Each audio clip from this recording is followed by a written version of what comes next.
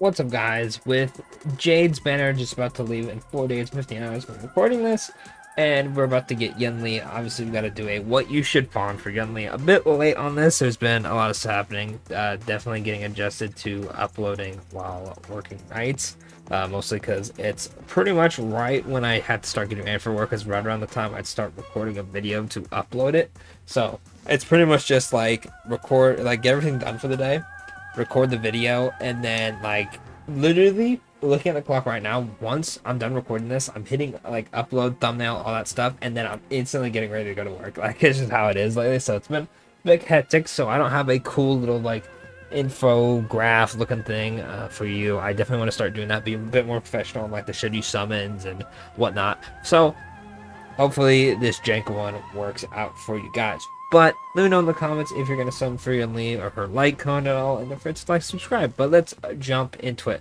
So first things first, let's go into the most important thing, and that is credits. So in order to fully max out Yunli, getting her level 80 and all the traces to level 10, you're going to need basically 3.9 million credits. As you can see, I'm a bit shy on that front. I still don't know fully if I'm going to get Yunli or not. If I do, I'm definitely going to have to do a lot of grinding because I don't have most of her materials yet. But 3.9 million credits for that. Then you are going to need 290 of the purple 4-star book right here, the Traveler's Guide. I have 80, so I'm not anywhere close. Luckily, I have a bunch of backup. If you have a bunch of these, you could probably still get her to level 80 if you don't have exactly 290. As you can see, this one is only 1,000. This one's 5,000. This one has a whopping 20,000. So you're going to need a lot of the 3 and 2-star ones if you don't have 290. But just play it safe, get 290 of these, you're good to go, right? Then you're going to need 8 tracks of destiny for her traces. I have 4. These aren't too hard to get, but if you have exactly 0, it's going to be a bit rough to get them on moment's notice. So make sure you're always grabbing these when you can. Then for her traces, you're going to need the destruction, like teeth one that you get in Penacony, or not Penacony, sorry. I believe it's the Dawn Hang area. Yeah, this Scale Gorge Waterscape area.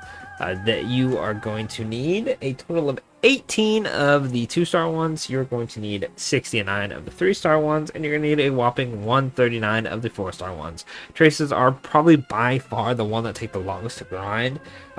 What I normally do is I will get a character and their light cone level up and then work on their traces. Obviously, you want to get the major traces first, and then from there I'll level up their traces such as their skill, ultimate, and whatnot. And it works out pretty good because you don't need a character to be like 10 out of 10 traces all the time. You can rock like 6 or 8 for most part, right? And their basic attack, you don't have to level up, which can save you some time since traces take the longest. But I'd always recommend getting a character, especially a DPS, to level 80 and max their light cone, because having a character level 20 with max traces isn't going to work out too well for you, obviously. So at least there's that saving grace, but you do need a lot of this material. Next up, you're going to need a total of 12 of the Fantilia one. Luckily, as of recording this, you have a few days to do your weekly still. As you can see, oh, not that one. 3 days, 4 hours, so you have about 3 days to grab the Fantilia ones. If you are level, it's going to take you a bit longer. If you're at a higher level, you get multiple, and you should be good to go. Then you're going to need 65 of the good old physical IPC work permit material. Is going to be in Penacony. She's a physical character. I mean, there's not much else to say. Luckily, she doesn't use materials that aren't out yet, because that always sucks. Especially with Black Swan, I had to grind so much and use pretty much all my fuel just to get her up because I couldn't pre-farm, right? But yeah, you're going to need 65 of these. I have 0, so you know I'm ready to pull her in one multi and then be like, oh crap, I have to farm. Then, last but not least, you are going to need these from the assignments. You're going to need 56 of the 2-star one, 71 of the 3-star one, and 75 of the 4-star one. Luckily, the assignments are pretty easy. I have like so many at like 2,000. I have 800 of those. I have 2,264 of those. I have an insane amount. If you do your assignments, just make sure you have a bunch every single time. You're pretty much good to go on materials, right? But that is pretty much it. Now, for her relics, what I recommend, because her ultimate talent, like follow-up attack, counts as ultimate damage, I recommend grabbing, where is it? This new set. Hopefully, if you farm Firefly, you have a bunch of this. It's going to be the Windsoaring Valorious set. Increases attack by 12%. She heals based off her attack. Increases the warrior's crit rate by 60% when the warrior uses a follow-up attack. Increases damage dealt by ultimate by 36%. Pretty much what this means is her follow-up attack will actually get the ultimate buff because her follow-up that is buffed by her ultimate, the big one, right? If you've watched her like live stream, I don't even know what to call it besides like her live stream presentation, right?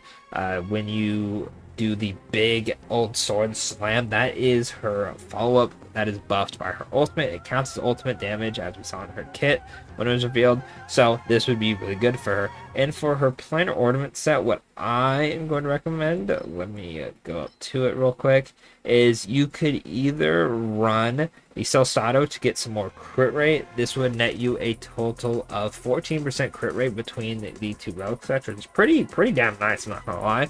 But increases ultimate and follow-up attack damage. I don't know if they stack together because the follow-up attack is technically counting as ultimate. If anyone knows, let me know in the comment.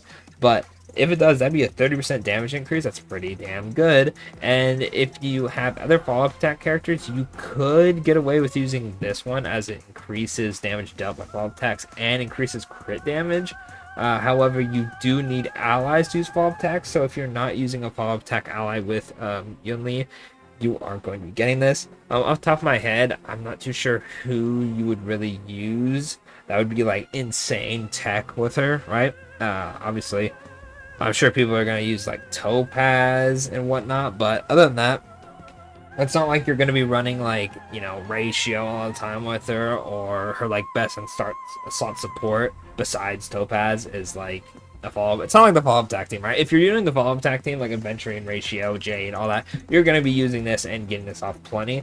But most of the time, at least for me, I'm probably not going to run Yunli with a follow-up attack team, especially because I don't have Topaz, so I feel like this one won't get as much value for me. If you're running Yunli like by herself, I feel like this is a better generic one, especially because the other set gives you crit damage, right? Let me go to it real quick again. Since this one is giving you the this one is giving you crit rate. I apologize.